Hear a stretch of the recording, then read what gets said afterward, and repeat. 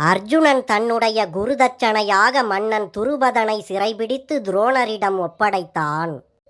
அதன் பின் துரோணரிடமிருந்து விடுதலை பெற்று தன் நாடு சென்ற மன்னன் துருபதன் அமைதி இழந்த மனநிலையோடே வாழ்ந்து வந்தான். அவன் முன்பே கூறியவாறு துரோணரை பழிக்கு பழி வாங்குதல், அர்ஜுனனை பாராட்டி போற்றுதல் என்ற இந்த இரண்டு எண்ணங்களும் மன்னன் துருபதன் மனதில் இடையில்லாமல் சுழன்று கொண்டிருந்தன. இதனாலேயே வேள்வி செய்ய வேண்டும் என்று கருதி முனிவர்களை அழைத்திருந்தான் மன்னன் துருபதன்.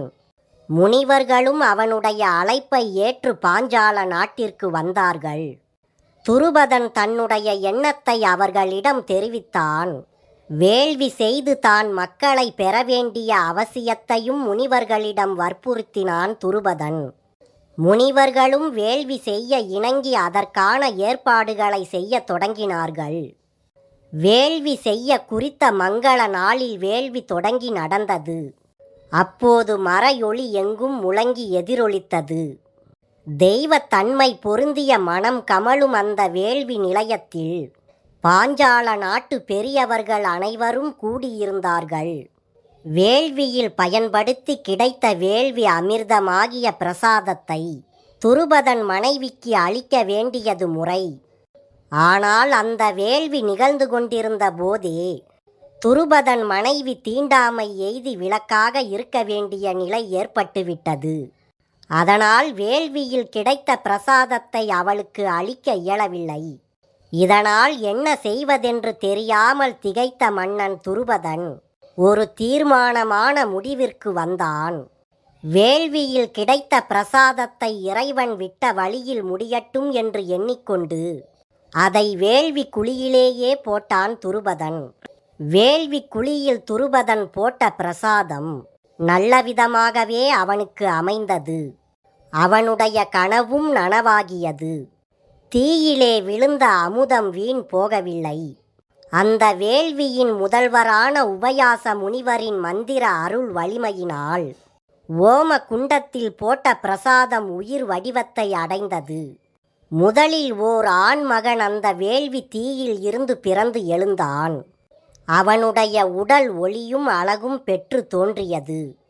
அவனுடைய பொன்னொளிர் மேனியும் புன்னகை தவழும் நிலா முகமும் அங்கு சுற்றி இருந்தவர்கள் அனைவரையும் அவன் பக்கம் கவர்ந்தது. வேள்வி குழியிலிருந்து அவன் கிளம்பும் போதே தேரின் மீது நிற்கும் தோற்றத்துடனேயே கிளம்பினான் அவன். அவனுடைய தலையில் மணிமுடி, செவிகளில் மகர குண்டலங்கள், மார்பில் பொற்கவசம், கரங்களில் வில் என்று இவ்வாறு தன் போக்கிலே காட்டில் திரியும் சிங்கத்தைப் போல அவன் காட்சியளித்தான். மன்னன் துருபதனது மனம் இந்த புதல்வனை கண்டு திருப்தியால் பூரித்தது. அவன் உபயாச முனிவரை வணங்கி அவருக்கு நன்றி செலுத்தினான்.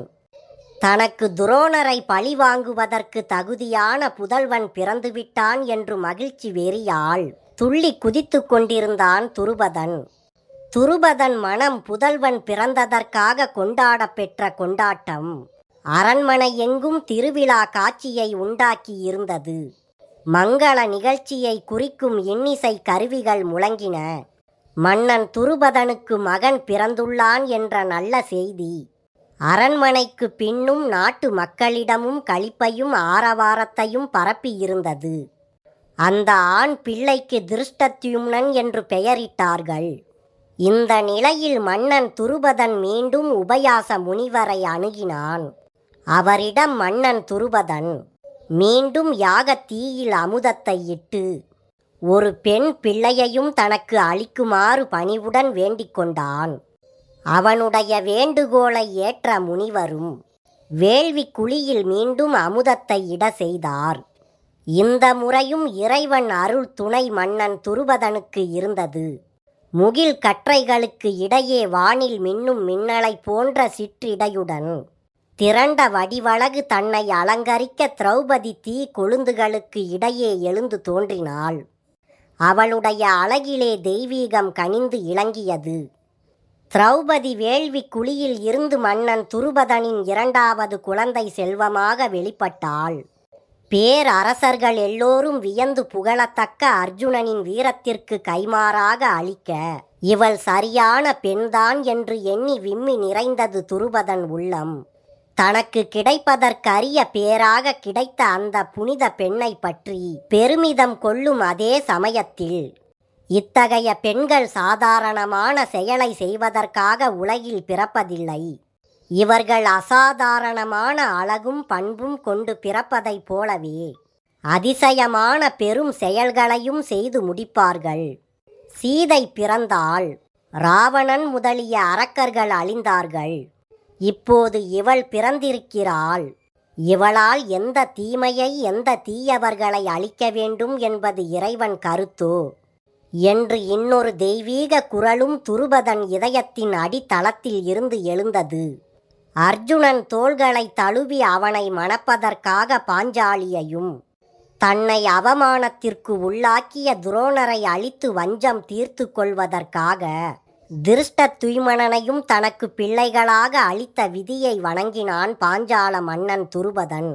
ஒரு கனவாக இருந்து அவன் மனதை குழப்பிய விருப்பங்கள் எண்ணங்கள் பலித்துவிட்டால் அப்படி பலித்தவருக்கு ஏற்படுகின்ற மன அமைதி எதுவோ அதை இப்போது மன்னன் துருபதன் அடைந்திருந்தான்.